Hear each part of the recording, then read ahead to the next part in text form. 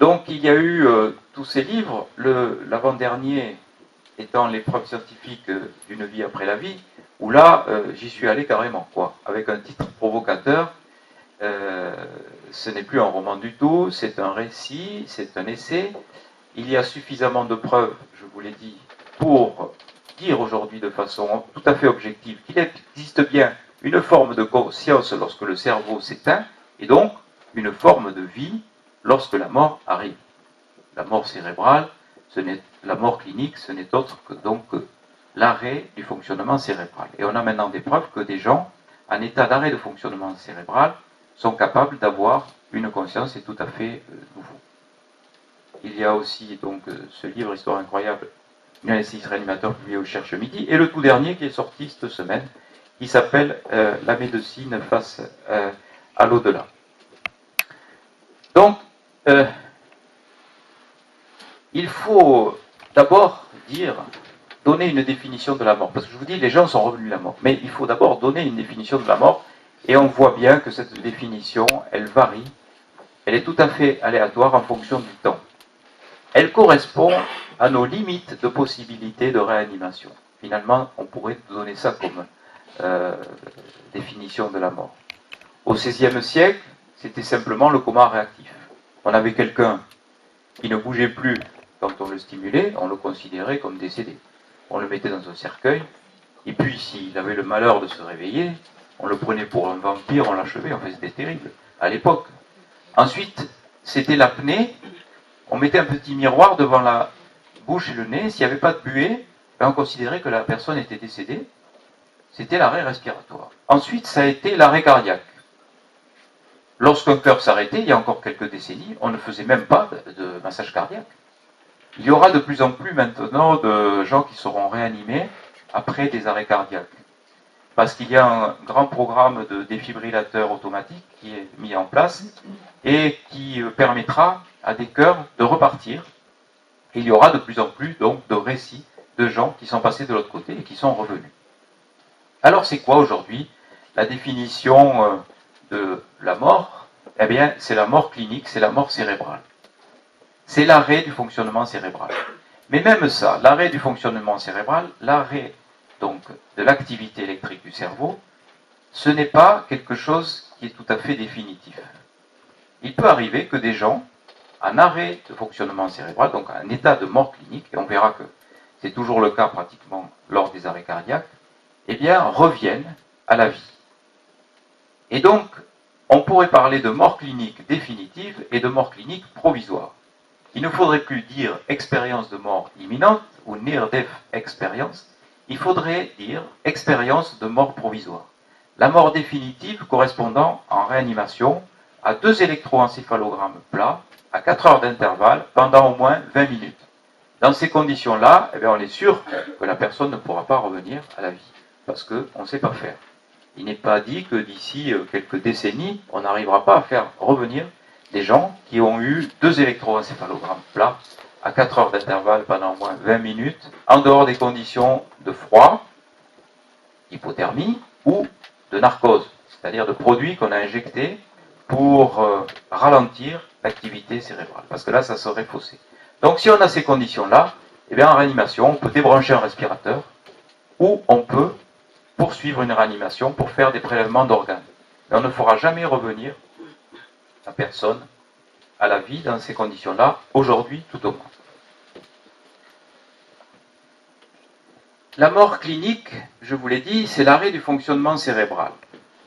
Pim van Lommel, le cardiologue des Pays-Bas, a montré, en faisant toute une série de tests sur des gens qui faisaient des arrêts cardiaques, que dans les 15 secondes qui suivaient l'arrêt cardiaque, on avait une activité cérébrale électrique nulle. Donc, ça veut bien dire que tous les gens qui ont présenté un arrêt cardiaque ont bien été en état de mort clinique, puisque ne serait-ce que pour faire un diagnostic d'arrêt cardiaque, eh bien, il faut au moins 15 secondes. Même dans une unité de réanimation, avec un scope qui mesure l'activité électrique du cœur, eh bien, ne serait-ce que pour s'apercevoir que le scope est en alarme, pour qu'on fasse les premiers secours, il y a cette période incompressible qui est là, et peut dire aujourd'hui que toutes les personnes qui ont vécu un arrêt cardiaque sont bien revenues d'une mort clinique. On ne peut plus dire aujourd'hui personne n'est revenu de la mort. Ben si, il y a des gens qui sont revenus de la mort clinique et qui nous disent, dans 18% des cas, vous voyez que c'est loin d'être neutre ce chiffre, 18% des cas d'arrêt cardiaque, ces personnes-là ont pu décrire une expérience dite de mort imminente, mais une expérience de mort provisoire qui, vous le savez, est une expérience qui est à peu près toujours la même, quelles que soient les cultures, les religions, les philosophies, mais qui ne se ressemblent pas. Il y a des points communs, des éléments récurrents, mais il n'y a pas une expérience qui ressemble à une autre, tant elle est personnelle et elle est dans l'affectif aussi, et elle va être racontée différemment. Mais si vous voulez, c'est un petit peu comme si il y avait des gens de Lyon qui allaient visiter l'Espagne, et puis il y avait des gens de Moscou, où il y aurait aussi des Anglais qui allaient visiter l'Espagne. Ils le raconteraient de façon différente, ce voyage. Mais on voit bien, au bout du compte, ils sont tous allés en Espagne. C'est un petit peu ça, l'expérience de mort provisoire. Tous ces gens, en fonction de leur culture, de leur religion, vont avoir un discours différent, mais on voit bien qu'il y a des éléments récurrents. En gros, ils sortent de leur corps, ils passent dans un tunnel, ils ont la vision avant ou après, il n'y a pas tellement de chronologie, de ce qui se passe autour d'eux, et même à distance d'eux. Ils sont capables de traverser les murs, de voir à 360 degrés, même au-delà. Enfin, ces récits sont complètement bouleversants. Et ils vont dans une lumière, dite une lumière d'amour, un amour inconditionnel, où ils rencontrent quelquefois des êtres de lumière, des guides spirituels, des personnes décédées, qui leur disent que c'est pas le moment, qu'il faut revenir. Alors eux, ils sont pas très contents de ça, et c'est très surprenant. C'est un petit peu, oui, je dirais vexant pour ceux qui restent, parce que ils sont presque contents de partir, tellement c'est magnifique. Et ils sont tristes de revenir. C'est dire quand même la puissance de cet amour qu'ils rencontrent dans cette lumière, qui, d'un seul coup, balaye d'un revers de main tout l'amour terrestre que l'on a ici, sur cette planète, avec notre famille, nos conjoints, nos enfants, etc. Ben non, tout ça c'est peanuts par rapport à cet amour et ce bien-être qu'ils rencontrent dans la lumière. Alors, quand ils quittent cette lumière, eh ben, ils sont nostalgiques. Pourtant, ça n'aura duré que quelques millièmes de seconde, quelquefois, ce contact. Ils sont nostalgiques, il y aura une frontière qui va être symbolisée de différentes façons, par un mur, un grillage, enfin, différentes façons de symboliser cette limite à ne pas dépasser, même une ligne blanche il y a. Et ils reviennent dans leur corps, et c'est en revenant dans ce corps qu'ils retrouvent toute leur douleur terrestre, et qu'ils retrouvent cette terrible nostalgie avec une expérience vécue qui est l'expérience de leur vie, et c'est pour ça qu'ils auront du mal à communiquer tout de suite. Quelquefois, ils attendent des décennies. Jean Morzel a attendu 40 ans avant de raconter son expérience, ce fameux expérienceur qui a vu ce qui se passait sous une table d'opération, qui a pu identifier une plaque, qui est passée à travers les murs, qui a pu identifier un parc à vélo, etc. Tout ça a été vérifié, et on a pu voir que c'était bien réel, que tout ça a bien existé, et donc ce n'était pas une hallucination. Et cette expérience-là, qui devient l'expérience de leur vie, va les transcender, va les modifier complètement, parce que ils vont se détacher des valeurs matérielles de ce monde, ils vont s'ouvrir aux autres, ils vont vouloir communiquer quelquefois, donner aux autres, donner de l'amour. Ça peut se traduire par des talents, on ne va pas parler de dons, mais des talents de guérisseurs, des talents de magnétiseurs, des talents de médium aussi. Certains vont s'ouvrir à la spiritualité. En tout cas, ils vont être tellement transformés qu'ils vont changer de vie.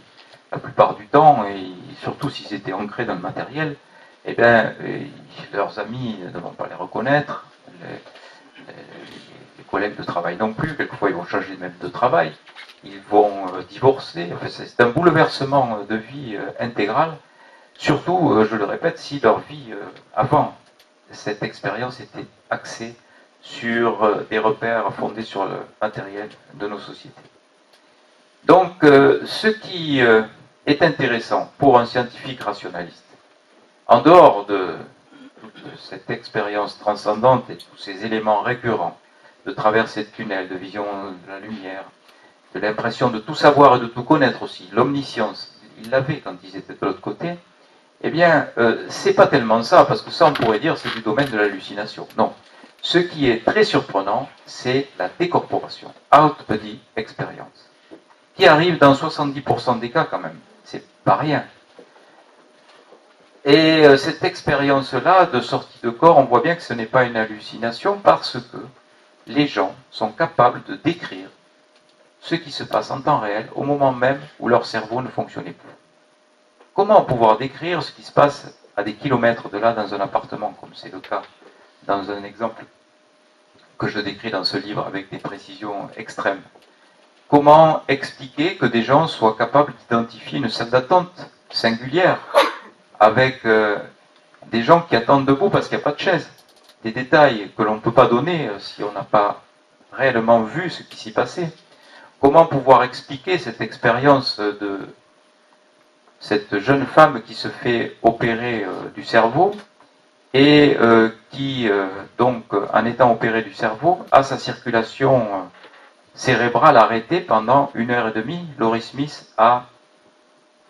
non, pardon, c'est pas Laurie Smith, c'est Pamela Reynolds qui est opérée du cerveau et qui, doit avoir, pour enlever cet anévrisme du tronc cérébral, une interruption de sa vascularisation cérébrale pendant 1h30. Pour faire ça, on est obligé de refroidir son cerveau à 15 degrés 5. Donc, à cette température, il n'y a aucune possibilité d'avoir le moindre échange biochimique entre deux neurones. Donc, on est sûr que le cerveau ne fonctionne pas. On refroidit son cerveau et on mesure l'activité électrique du cerveau, potentiel évoqué auditif et électroencéphalogramme. Tout est plat. On est sûr que le cerveau ne fonctionne pas. Pourtant, Pamela Reynolds, à son réveil, décrit l'intervention, les instruments qui ont été utilisés, la conversation qui a eu lieu entre le chirurgien et le cardiologue qui avait voulu assister à l'intervention. Tout a été consigné sur un cahier de bloc et ça fait l'objet d'une publication sur une revue à comité de lecture qui s'appelle The Lancet. Ça fait 2 pages, c'est rien. 2 pages pour quand même expliquer que lorsque le cerveau s'arrête, on est capable de vivre, d'avoir une vie, de visualiser, d'entendre avec autre chose que nos oreilles, avec autre chose que notre cerveau pour comprendre tout ça, avec autre chose que nos yeux. Eh bien, ça fait l'objet de 2 pages, c'est tout. C'est quand même surprenant. Pourtant, là, on a vraiment une preuve, je veux dire, bien concrète et rationnelle, que lorsque le cerveau s'arrête, eh bien, la conscience continue. Elle serait même plus performante que lorsque nous avons une conscience à l'état vivant, que lorsque notre cerveau est fonctionnel. Les expérienceurs nous disent que lorsqu'ils étaient dans ces états-là, ils étaient capables de tout voir, ils étaient capables de se déplacer dans le temps et dans l'espace, de se déplacer à travers les objets. Enfin, ce sont des choses que nous, on ne connaît pas de notre vivant sur cette planète parce que ce sont des choses qui sont complètement incompréhensibles pour nous, tant elles sont étranges. Dire qu'on est capable de passer à travers la matière et de voir à travers la matière, déjà, c'est tout à fait surprenant. Ça paraît loufoque, pourtant, quand on vérifie que ce qui se passe dans une autre pièce, eh bien, c'est bien ce qui se passait au moment où le cerveau ne fonctionnait pas. Là, vraiment, on ne peut avoir que l'humilité de dire qu'on ne comprend rien, c'est tout, mais ce n'est pas parce qu'on n'explique pas le phénomène qu'il faut rejeter ce phénomène-là. La perception exacte de ce qui se passe en dehors du corps au moment où le cerveau ne fonctionne plus. Voilà quel est le principal point d'achoppement de tous les rationalistes matérialistes. Le docteur Penfield, dans les années 75 déjà, avait montré que en stimulant une zone située entre le lobe pariétal et le lobe temporal droit, il arrivait à reproduire des sorties de corps. Mais lui, il parlait d'hallucination. Il ne parlait pas de sorties de corps effectives. Parce que nous sommes d'accord, on peut reproduire à peu près tout ce qui peut être ressenti au niveau de notre corps en stimulant des zones cérébrales. Vous pouvez très bien avoir l'impression qu'on vous touche le doigt, par exemple, si on vous stimule une zone du cerveau. Eh bien, ce n'est pas la vérité. On ne vous touche pas le doigt. C'est une impression reproductible par la stimulation d'une zone particulière.